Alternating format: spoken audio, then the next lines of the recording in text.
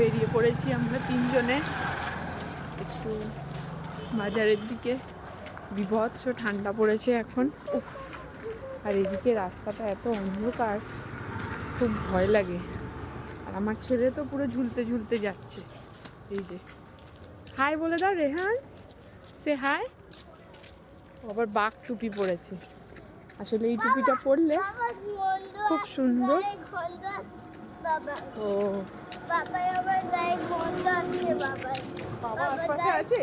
ও ও নাকি ও এখন ওর বাবা আছে কলকাতায়, ও নাকি এখান থেকে ওর বাবার গায়ের গন্ধ পাচ্ছে।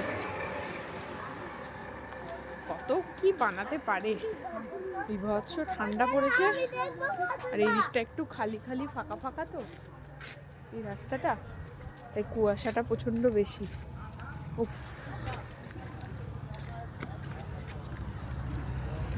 আজকে দুপুরে ঘুম হয়নি, ওই জন্য বেরিয়েছি। আসলে বাচ্চাদের না 4টে সাড়ে 4টে বেজে গেলে বেশি ঘুমোনো দরকার, মানে না পারানোই ভালো। কারণ রাত্রিরে যত দেরিতে ঘুমোবে তত দেরিতে উঠবে।